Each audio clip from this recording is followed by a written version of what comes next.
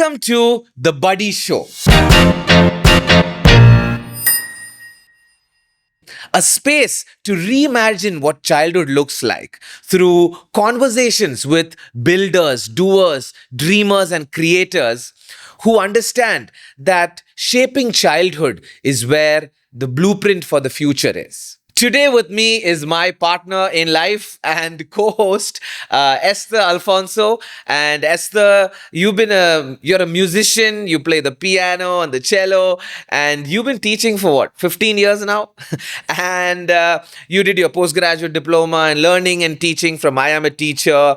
And I know you were working with American School of Bombay. What is it like for you? What is the role that childhood has played in where you have come today, or in the decisions you've made, and in how you look at life? How has it been formative to you? Yes. So, Nevin, as you mentioned, I was teaching music and I would have students come in for their classes and I would have conversations with them about how has their day been, or how has the week gone by. And oftentimes I would hear that they're really stressed about exams, or that, they go to school and then right after that they have tuitions. And that got me thinking of how children live their childhood. What is it that they are doing in their childhood that is shaping them for the future? And what I would understand usually from them is that the main thing that was valued was mugging up and learning, memorizing things, and this was of value, and this is what they were supposed to do in their childhood. And that got me thinking, childhood is a time where kids need to enjoy, they need to have exposure, they need to learn by playing, by doing things.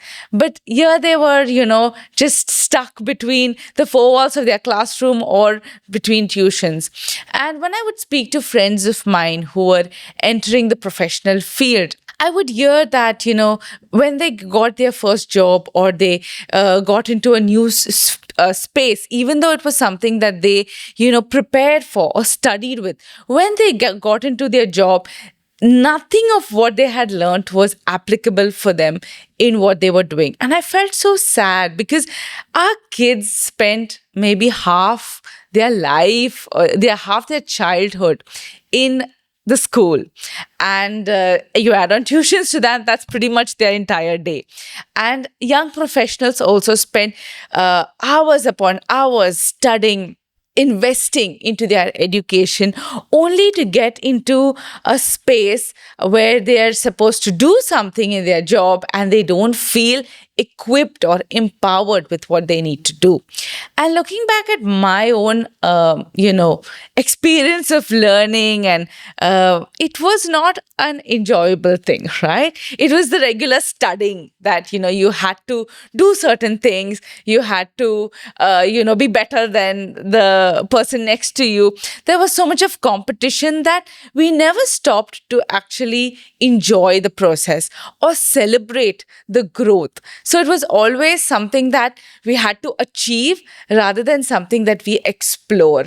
So this is what really sparked me to research, to get into understanding how does the child's brain work? How does learning actually truly happen? There's one thing about, stuffing your brain with information and then forgetting it later on, and another part of making learning part of who you are, right? And so that was the moment, or the turning point that got me interested in wanting to get into education and explore it further. That's really interesting, because when we look at research, right, there's so much of research, and there's so much of body of academia that has actually created all of these curriculums and all of the structures that have actually created the world we are in today, right? And everything that we see around is also a byproduct of this very same academic system and its outcome and its people. But what's also, I think, interesting is how contexts have evolved, and also wondering when did this become irrelevant, or when was the point where there could be something better we could do. And I think it's great that we today, have this opportunity and a platform, and so many people who are experts in different field, who think about what is it that we can now do to help children to be able to thrive in the world that it's shaping to be. And I think that's a great thought that you've had. And I know you work extensively with the teachers in the school where you are at, and where you lead a team of educators. What's it been like for you, bringing the kind of change in education, or bringing the kind of fresher approaches to learning? What has it been like? What's the journey been like in terms of what you've seen in the children, right? What's the change that you've been able to see in the children? What's the fruit, or how do you see this working? What were some of the cause and effects of how you approach children, and what looks like a better way of childhood? Yes. So, as you mentioned, in the past, there were educators who built this curriculum, and that's what we're running with today, right? The boards and things like that we currently have. But for us to stay relevant with the times of what children need, we have to keep updating ourselves. And change is not always easy. Our journey is to work with our educators. There is a process of unlearning that needs to happen to become a mindful educator. All of us, including our teachers, went through a schooling experience that now we need to think of it differently to provide a different experience for our students to make it relevant for them. What we do is that we work with our teachers to guide them to think of their own experience and what do our children need. So they are thinking about the experience from the child's point of view. How is the child going to experience this topic, right? So there is a concept that we are bringing to the classroom. There is an agenda that the teacher has, but now we think about how does the child learn this thing, right? How do we make it practical for the child to take this into their life and to practically apply it into their environment? And also it's a process of going on a journey with parents, because parents also are new to this way of thinking. So to walk this journey with the parents, thinking together as a community of how can we think of learning, like you said, reimagine what learning can be like for our children to help empower them for the future. So could you give a quick illustration of what does it look like? Now, you're saying something that's meaningful for children, something that children get to understand, where educators are able to put themselves in the shoe of the child and then create or curate the learning experience. Like, could you give an illustration of what would that look like, and what is it that is the outcome of how an approach like that looks like, just for an example? Yes. So let's take an example of how does a child start their day. We all know that the way we start the day sets up the foundation for the rest of the day, right? So at Teddy Buddies, what we do is that we start the day with children coming into the play area. So they're having a bright, energetic day, coming in, enjoying themselves for the first few minutes of their day with their friends. So whatever worry or anxiety or sleepiness that they walked in with, that is being, put away, and children are enjoying themselves. Then we have a feeling check-in where they get to recognize their feelings.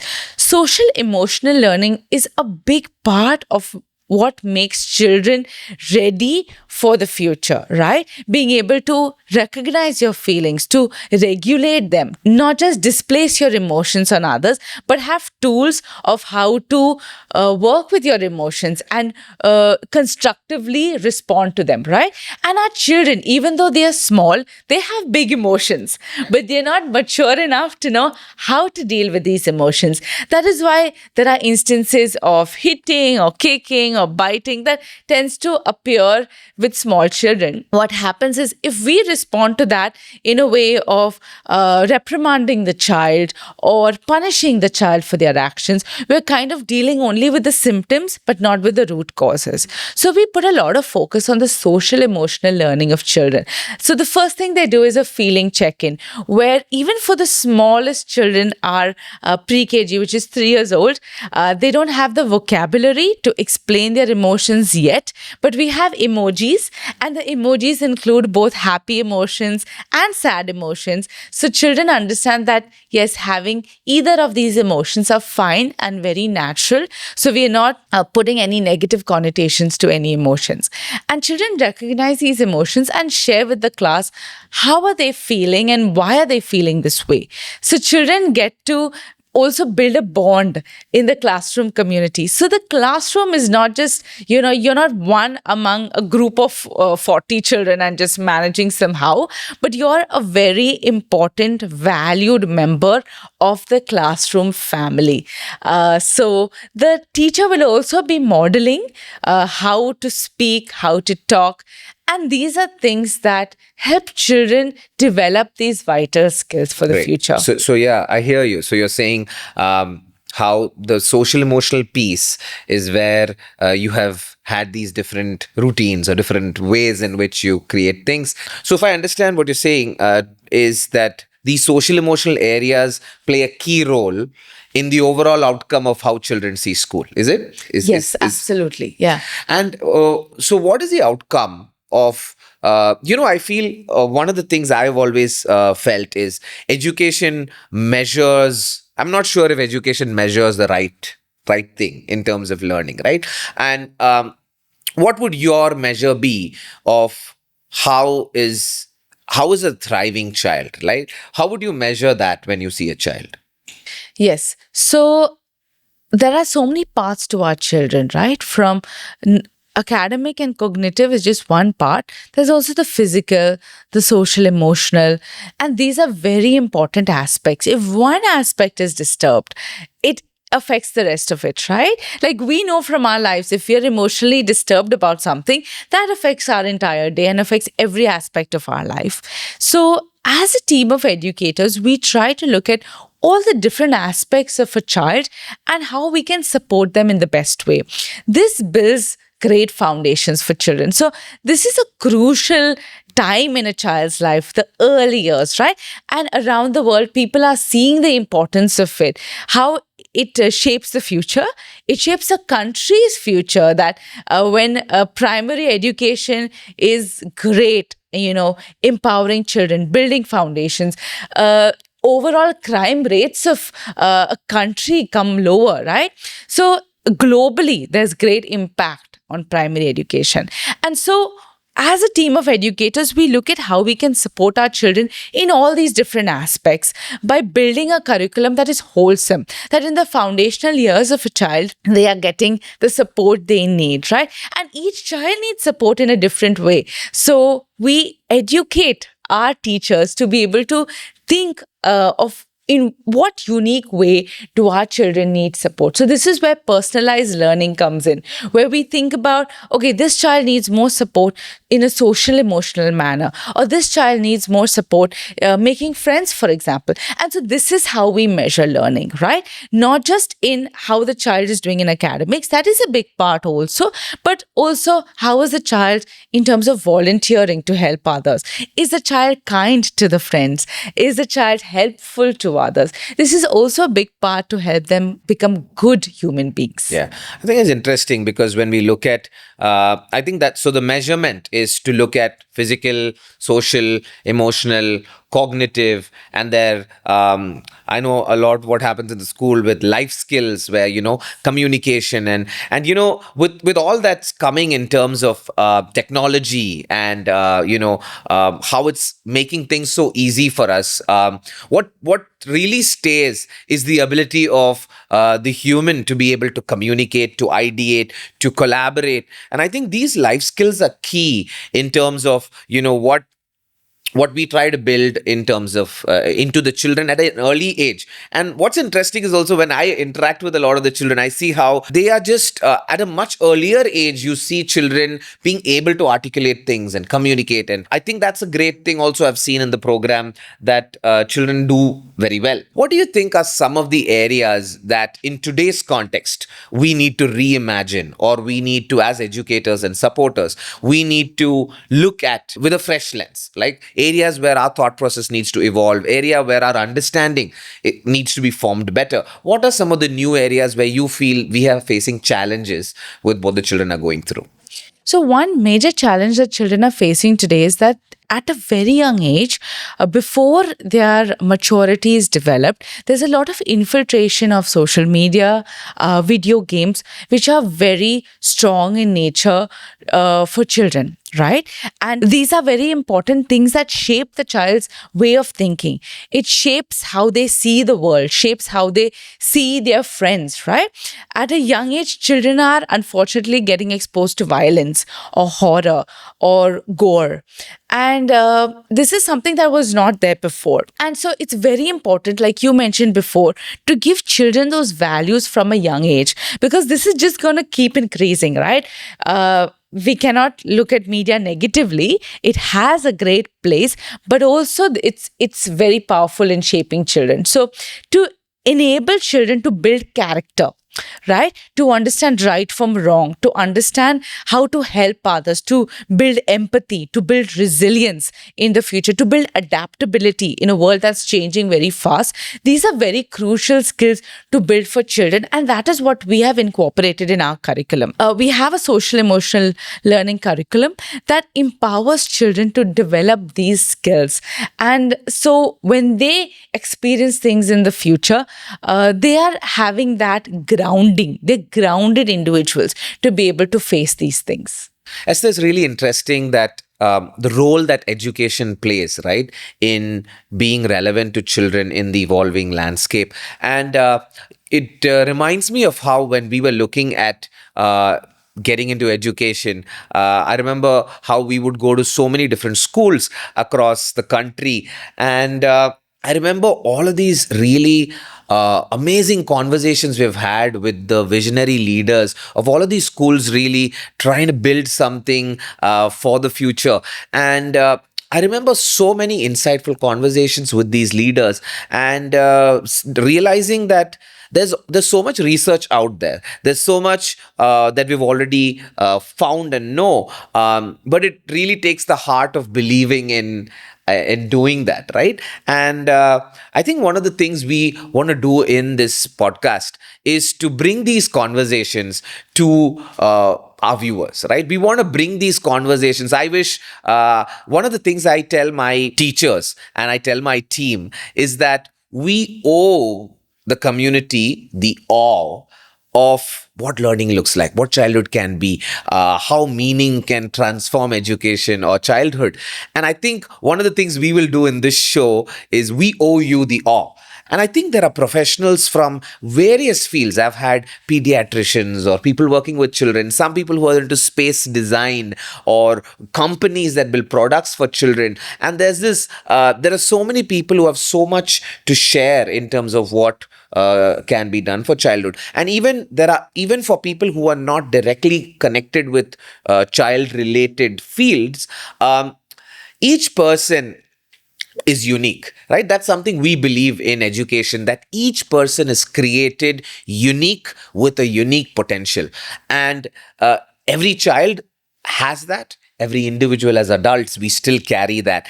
And the uniqueness is not just in what we can do or in our skills, but it's also in how we process what we've gone through in life and what we believe now is the solution. And if we do all, while I was learning my counseling in Tata Institute of Social Sciences in Mumbai, I remember that reflective journey and realizing how each person holds such a deep place of how their childhood has impacted their life. And hence they also have little nuggets of what is the hope that we see for the future. And truly, we need everybody to come together and share their different perspectives. And the beauty of this age is that we have technology at the tips of our fingers. And that is our passion, that we come here today to bring to you all the different specialized experts in their field who can share different perspectives so that we get a holistic idea of what are the things we can do to support our children in the best way. So we're really excited right? To build this community of people who really want to reimagine childhood, take their own experiences, look into that. And if all of you watching, if there's something that sparked your energy today, if there's something that caught your attention, if there's some narrative from your own childhood, I'm sure it's there. And if you're listening and you're thinking you have something that you would want to share, or there's something in your heart that you believe is an area where this is something that the world needs to hear. If there's your story that can give hope to children, that can give direction to the to co-create a better world for the future, we'd love to hear from you, and we'd love to co-create and build this community of voices who are invested in this area. And so go ahead, pen it down or type it down or share it to us. We'd build a channel for you to communicate with us. But we're excited and we're looking forward to do something together. And so if you're that creator and doer, reach out to us, and we're looking forward to more episodes where we'll be building this together. Stay tuned and see you all again.